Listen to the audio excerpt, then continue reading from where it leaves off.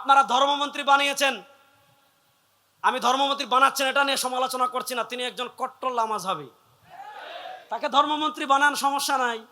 কিন্তু যদি আমাদের ইসলামিক ফাউন্ডেশনের কোনো বইয়ে অথবা আমাদের দেশে আবহমান কাল থেকে হাজার বছর থেকে যে নামাজ চলে আসছে, যে ইবাদত চলে আসছে, যে দিন চলে আসছে, এগুলা যদি পরিবর্তন করার চেষ্টা করেন, মাননীয় প্রধানমন্ত্রী আপনার দৃষ্টি আকর্ষণ করছি, জাতীয় মসজিদে সবার আগে জাতীয়ভাবে বাহাস হবে ইনশাআল্লাহ।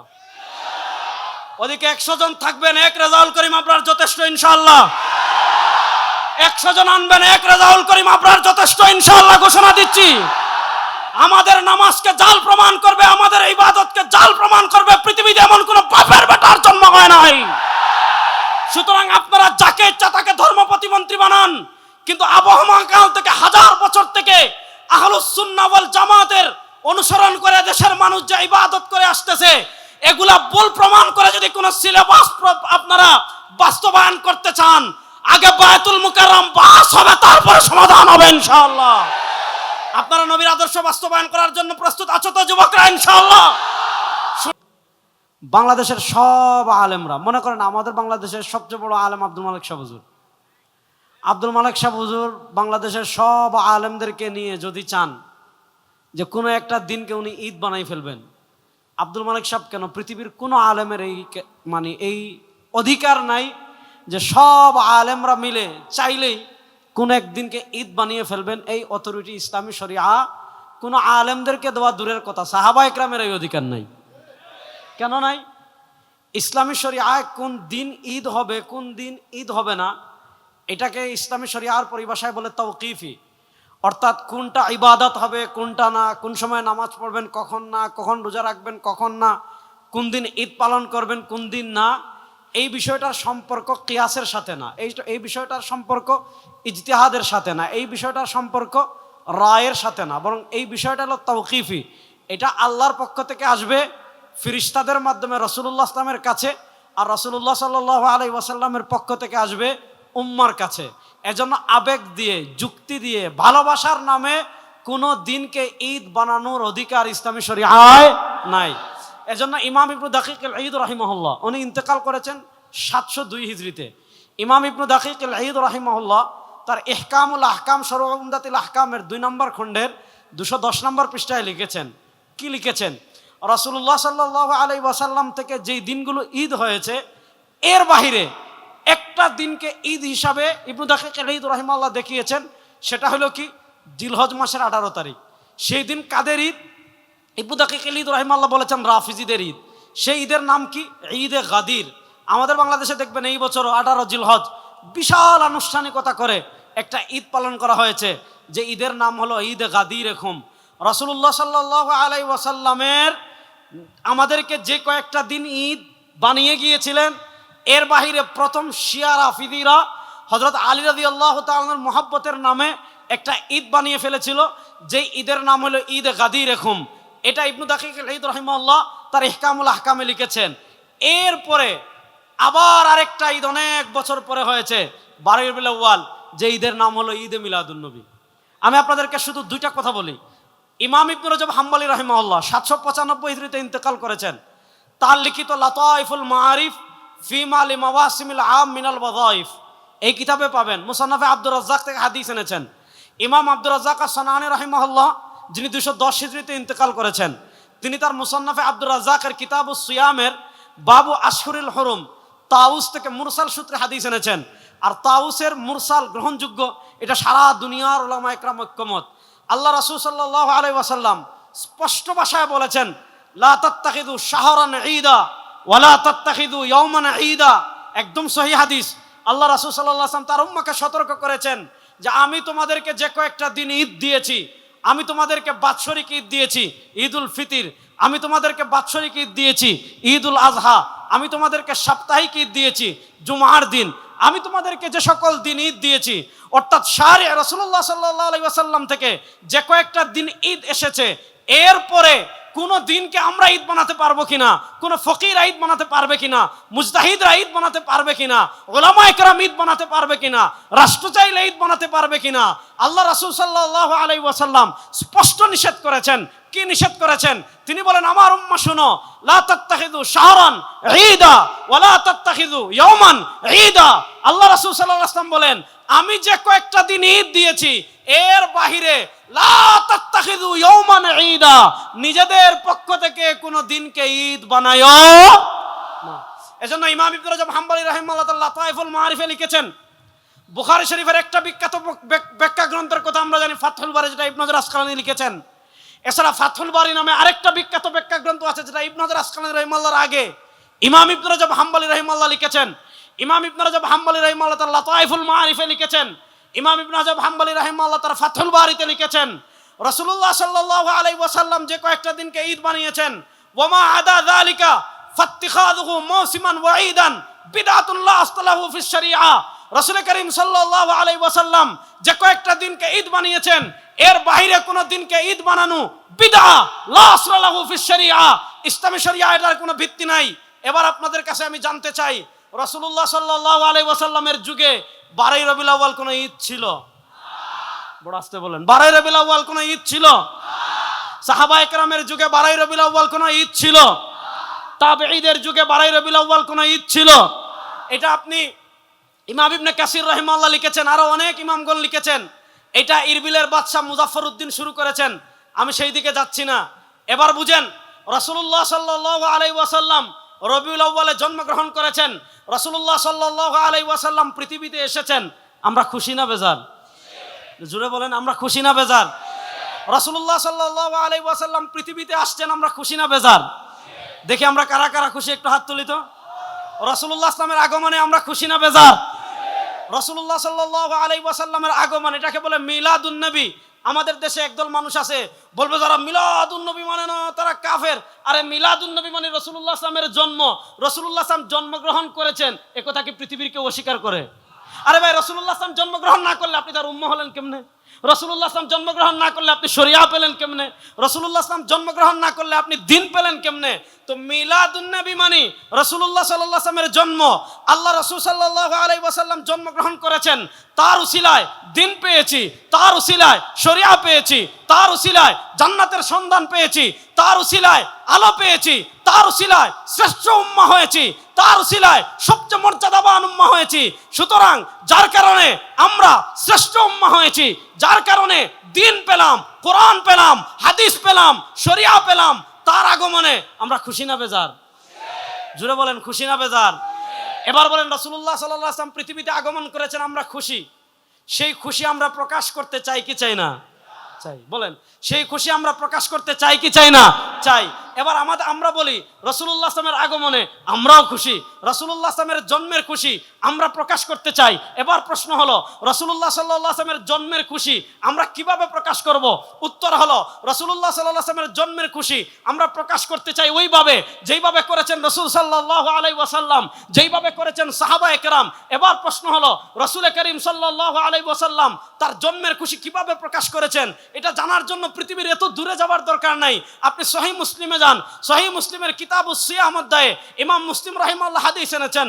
হযরত আবু কাতাদা আনসারী রাদিয়াল্লাহু তাআলা থেকে বর্ণিত হাদিস, সুইলা আন সিয়াম ইয়াউমিল ইসনাইন। আল্লাহ রাসূল সাল্লাল্লাহু আলাইহি ওয়াসাল্লাম সপ্তাহে প্রত্যেক সোমবারে রোজা রাখতেন। আবু কাতাদা আনসারী বলেন, রাসূলুল্লাহ সাল্লামকে জিজ্ঞাসা করা হলো, আপনি প্রত্যেক সোমবারে কেন রোজা রাখেন? আল্লাহ রাসূল সাল্লাল্লাহু আলাইহি ওয়াসাল্লাম তিনটা কারণ বলেছেন। দুই কারণ পাওয়া যায় মুসলিম শরীফে, আরেক কারণ পাওয়া যায় শামাইলে তিরমিজিতে। কারণ নম্বর এক, আল্লাহ নবী বলেন, ফিহি ওয়ালিদতু, আমি সোমবারে রোজা রাখার এক নম্বর কারণ সোমবারে আমি জন্মগ্রহণ করেছি। আমি সোমবারে রোজা রাখার দুই নম্বর কারণ, ফিহি উবাসু আলাইয়া, আমার উপর সোমবারে প্রথম ওহী আসছে। সোমবারে রোজা রাখার তিন নম্বর কারণ, নবী বলেন, সোমবারে বান্দার আমল আল্লাহর কাছে পেশ করা হয়। ইন্নী উহিব্বু আন উরাদা আমালি ওয়া আনা সাইম, সরকারে দু আলম বলেন, আমি পছন্দ করি আমার আমলকে এমন অবস্থায় আল্লাহর কাছে পেশ করা হোক যে আমি রোজাদার। এবার দেখেন, একটা হলো জন্মবার আর একটা হলো জন্ম তারিখ। জন্মবার সপ্তাহে আসে একবার, জন্ম তারিখ বছরে আসবে একবার। আমাদের আপা 5 আগস্ট পলাইছেন। আচ্ছা, তাহলে 5 আগস্ট বছরে আসে একবার। উনি পলাইছেন কিবারে? সম্ভবত রবিবারে। রবিবার আসে কিবার? সপ্তাহে একবার। মনে করেন আজকের এই মাহফিল, এটা কত তারিখ? 21 আগস্ট। 21 আগস্ট বছরে আসে একবার। বার হলো কি? শুক্রবার।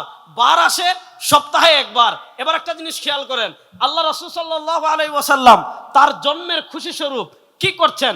এক নাম্বার, তিনি তার জন্মের শুকরিয়া আদায় করার জন্য তারিখ নির্ধারণ করেন নাই, তিনি তার জন্মের শুকরিয়া স্বরূপ নির্ধারণ করেছেন বারকে। বার আসে সপ্তাহে একবার, মাসে আসে কমসে কম 4 বার। 12 মাসে যদি 1 বছর হয়, 4 বার 48। আল্লাহ রাসূল সাল্লাল্লাহু আলাইহি ওয়াসাল্লাম তার জন্মের খুশি প্রকাশ করার জন্য তারিখ নির্ধারণ করেন নাই। কসম আল্লাহর, কসম আল্লাহর, কসম আল্লাহর, আল্লাহ রাসূল সাল্লাল্লাহু আলাইহি ওয়াসাল্লাম তার জন্মের শুকরিয়া আদায় স্বরূপ 12ই রবিউল আউয়াল কোন আমল করেছেন, সহিহ হাদিস দূরের কথা, কিয়ামত পর্যন্ত জাল হাদিসও কেউ দেখাতে পারবে না। জাল হাদিসও দেখাতে পারবে না। আল্লাহ রাসূল সাল্লাল্লাহু আলাইহি ওয়াসাল্লাম তার জন্মের শুকরিয়া স্বরূপ কি করেছেন? তারিখ নির্ধারণ করেন নাই, সোমবারে রোজা রেখেছেন। এবার দেখেন আমাদের কাজ কি? ইতাআতে রাসূল। আল্লাহ বলেছেন মাই ইউতির রাসূলা ফাকাদ আতা আল্লাহ। আল্লাহ বলেছেন ইয়া আইয়ুহাল্লাযীনা আমানু আতিউল্লাহ ওয়া আতিউর রাসূল। আল্লাহ বলেছেন মা আতাকুমুর রাসূলু ফাখুযু ওয়া মা নাহাকুম আনহু ফান্তাহু। আল্লাহ বলেছেন মা কানা লিমুমিন মা কানা লিমুমিনিন ওয়ালা মুমিনাতিন ইযা কাদাল্লাহু ওয়া রাসূলুহু আমরান আন তাকুনা লাকুমুল খিয়ারাতু বাইনাহুম। আল্লাহ তাআলা বলেছেন মাইয়ুতির রাসূলা ফাকাদ আতা আল্লাহ। যারা রাসূলের আনুগত্য করবে তারা আল্লাহর আনুগত্য করবে। এবার দেখেন রাসূল নির্ধারণ করেছেন বার, আমি নির্ধারণ করলাম তারিখ। রাসূল রাখলেন রোজা, আমি বানাইলাম ঈদ। রাসূলের আনুগত্য বাদ দিয়ে যারা 12ই রবিউল আউয়াল কথিত সাইয়্যিদুল আয়াত পালন করবে, এরা ভণ্ড ছাড়া কিছু না। প্রকৃত আশিক রাসূল প্রমাণিত হবে ইতাআতে রাসূলের মাধ্যমে। সময় কম, আমি সংক্ষিপ্ত করছি। জীবনের সব ক্ষেত্রে রাসূলুল্লাহ সাল্লাল্লাহু আলাইহি ওয়াসাল্লামের আনুগত্য যারা করবে তারাই প্রকৃত আশিক রাসূল। আর যাদের জীবনের সব ক্ষেত্রে রাসূলুল্লাহ সাল্লাল্লাহু আলাইহি ওয়াসাল্লামের আনুগত্য নাই, তারা যত আশিক রাসূল দাবি করুক, ইশকে রাসূলের সাথে তাদের কোনো সম্পর্ক নাই। এবার বলেন জীবনের সব ক্ষেত্রে রাসূলুল্লাহ সাল্লাল্লাহু আলাইহি ওয়াসাল্লামের আনুগত্য করার জন্য আমরা প্রস্তুত আছি তো ইনশাআল্লাহ? জীবনের সব ক্ষেত্রে রাসূলুল্লাহ সাল্লাল্লাহু আলাইহি ওয়াসাল্লাম আমাদের আদর্শ। লাকাদ কানা লাকুম ফি রাসূলিল্লাহি উসওয়াতুন হাসানা। আল্লাহ তাআলা পবিত্র কোরআনে স্পষ্ট ভাষায় বলেছেন লাকাদ কানা লাকুম ফি রাসূলিল্লাহি উসওয়াতুন হাসানা। তোমাদের জন্য তোমাদের রাসূল হলেন সর্বোত্তম আদর্শ। রাসূলুল্লাহ সাল্লাল্লাহু আলাইহি ওয়াসাল্লামের আদর্শ আমরা আমাদের শরীরে মানব, আমরা আমাদের ঘরে মানব, আমরা আমাদের সমাজে মানব, আমরা আমাদের রাষ্ট্রে মানব, আমরা আমাদের বিচারে মানব, আমরা আমাদের সংসদে মানব। যারা জীবনের সব ক্ষেত্রে রাসূলের সুন্নাহ, রাসূলের ইসলাম বাস্তবায়নের চেষ্টা করবে, তারাই প্রকৃত আশিক রাসূল, তারাই প্রকৃত নবীর ভালোবাসার দাবিদার। আমি শেষ আরেকটা কথা বলি শুনেন। 1947 সালে ব্রিটিশ বিদায় নিয়েছে। 2024 সালে শেখ হাসিনা পালিয়েছিলেন। শেখ হাসিনা পালানোর পর বাংলাদেশে অনেকগুলো সংস্কার কমিশন গঠন হয়েছিল। কেন হয়েছিল? 17 বছর তারা অবৈধভাবে ছিল। যা কিছু রেখে গিয়েছে সেগুলা পরিবর্তন করার জন্য, সংস্কার করার জন্য সংস্কার কমিশন গঠন করা হয়েছে। আমি আমার তারুণ্যের কাছে জানতে চাই, আমি আমার যুবকদের কাছে জানতে চাই, আমি আমার এই তাওহীদ প্রিয় জনতার কাছে জানতে চাই, 1803 সাল থেকে নিয়ে 1947 সাল পর্যন্ত যারা আমাদের দেশ দখল করে রেখেছিল, যারা আমাদের দেশে জুলুম করেছিল, যারা আমাদের দেশের সম্পদ লুণ্ঠন করেছিল, যারা আলেমদের উপর অত্যাচার করেছিল, সেই ব্রিটিশ বেনিয়ারা যে আইন আমাদের দেশে রেখে গিয়েছে, ব্রিটিশ বেনিয়ারা যে বিচার ব্যবস্থা আমাদের দেশে রেখে গিয়েছে, ব্রিটিশ বেনিয়ারা যে শিক্ষা ব্যবস্থা আমাদের দেশে রেখে গিয়েছে, ব্রিটিশ বেনিয়ারা যে অর্থনীতি আমাদের দেশে রেখে গিয়েছে, সেই ব্রিটিশ বেনিয়াদের বিচার ব্যবস্থা 54 বছর বাংলাদেশে ব্যর্থ হয়েছে। খুন বন্ধ করতে পারে নাই, দর্শন বন্ধ করতে পারে নাই। এই রবিউল আউয়াল থেকে দীপ্ত শপথ নেন, ব্রিটিশের বিচার ব্যবস্থা বাংলাদেশে আর চলবে না, বিশ্ব নবীর বিচার ব্যবস্থা বাংলাদেশে বাস্তবায়ন হবে। প্রস্তুত আছেন তো যুবকরা ইনশাআল্লাহ? প্রস্তুত আছেন তো যুবকরা ইনশাআল্লাহ? এই রবিউল আউয়ালে আমাদের দীপ্ত শপথ নিতে হবে, ইসলামের নাম নিয়ে কোনো মুনাফিকি বাংলাদেশে আমরা সহ্য করব না। আমাদের দেশে একদল দেখবেন কুচ আমেরিকা, কুচ ইন্ডিয়া, কুচ জাতিসংঘ, কুছ ইসলাম। আমেরিকারেও খুশি করতে চায়, ভারতরেও খুশি রাখতে চায়, জাতিসংঘরেও খুশি রাখতে চায়, পাগলা ট্রাম্পরেও খুশি রাখতে চায়, দুলাভাই মোদিজিরেও খুশি রাখতে চায়। আবার ইসলামের কথা বলবে, ইসলাম নিয়ে তামাশায় বাংলাদেশে আর চলতে দেওয়া হবে না ইনশাআল্লাহ। আপনারা প্রস্তুত আছেন তো? আমার নবী যে ইসলামের জন্য দান শহীদ করেছেন, আমার নবী যে আদর্শের জন্য রক্ত ঝরিয়েছেন, সেই পিওর রাসূলের রাষ্ট্র ব্যবস্থা বাংলাদেশে প্রতিষ্ঠা হোক। আমার তারুণ্য প্রস্তুত আছেন না? না ইনশাআল্লাহ। শেষ একটা কথা বলে আমি আপনাদের থেকে বিদায় নেব, শুনেন। আজকে এখানে আসার পথে খবর পেয়েছি আমাদের দেশে একজন ধর্ম প্রতিমন্ত্রী হয়েছেন। সরকার যাকে ইচ্ছা তাকে ধর্ম প্রতিমন্ত্রী বানাক, আমাদের আপত্তি নাই, আমরা এটা নিয়ে আপত্তি করি না। কিন্তু শুনেন, এই বাংলাদেশের ম্যাক্সিমাম মানুষ, সংখ্যাগরিষ্ঠ মানুষ আহলুস সুন্নাহ ওয়াল জামাতের অনুসারী। বলেন, এই বাংলাদেশের সংখ্যাগরিষ্ঠ মানুষ কি আহলুস সুন্নাহ ওয়াল জামাতের অনুসারী?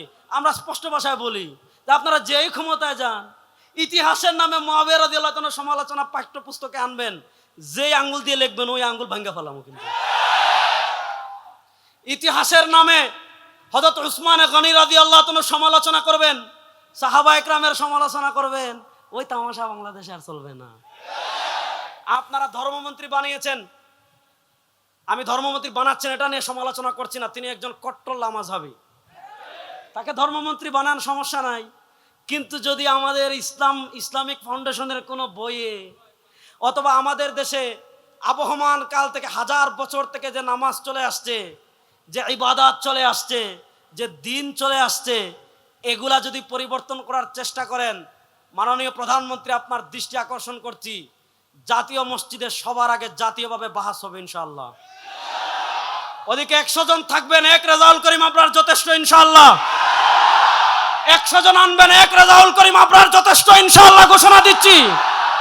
আমাদের নামাজকে জাল প্রমাণ করবে, আমাদের ইবাদতকে জাল প্রমাণ করবে পৃথিবীতে এমন কোন বাপের বেটার জন্ম হয় নাই। সুতরাং আপনারা যাকে ইচ্ছা তাকে ধর্ম প্রতিমন্ত্রী বানান, কিন্তু আবহমান কাল থেকে, হাজার বছর থেকে আহলুস সুন্নাহ ওয়াল জামাতের অনুসরণ করে দেশের মানুষ যে ইবাদত করে আসতেছে, এগুলা ভুল প্রমাণ করে যদি কোন সিলেবাস আপনারা বাস্তবায়ন করতে চান, আগে বায়তুল মুকাররম বাস হবে, তারপরে সমাধান হবে ইনশাআল্লাহ। আপনারা নবীর আদর্শ বাস্তবায়ন করার জন্য প্রস্তুত আছো তো যুবকরা ইনশাআল্লাহ? শুনেন, পৃথিবীর প্রান্তে প্রান্তে এই শতাব্দী, আমি সব জায়গায় বলি, গত 100 বছর ভাই মাইর খাইছি, আগামী 100 বছর মার দিব ইনশাআল্লাহ। গত 100 বছর পরাজিত হয়েছে, আগামীর পৃথিবী ইসলামের বিজয়ের শতাব্দী হবে ইনশাআল্লাহ। আগামী পৃথিবীতে 2টা লড়াই হবে, তারুণ্য প্রস্তুত আছেন তো ইনশাআল্লাহ? আমার নবী 1400 বছর আগে বলেছেন, ইসাবাতান মিন উম্মতি আহরাজাহুম আল্লাহু মিনান নার। প্রস্তুতি নেন ইনশাআল্লাহ, হিন্দুস্তানের হিন্দুবাদী আধিপত্যবাদী শক্তির বিরুদ্ধে লড়াই হবে ইনশাআল্লাহ। ইহুদিবাদী আধিপত্যবাদী শক্তির বিরুদ্ধে লড়াই হবে। হিন্দুস্তান থেকে নিয়ে মসজিদে আকসা পর্যন্ত ইসলামের পতাকা, কালেমার পতাকা উড্ডীন হবে ইনশাআল্লাহ। আল্লাহ তাআলা আমাদেরকে প্রকৃত ইসলাম মেনে চলার তৌফিক দান করেন। আল্লাহ তাআলা জীবনের সব ক্ষেত্রে সিরাত রাসূলের অনুসরণ করার তৌফিক আমাদেরকে দান করেন।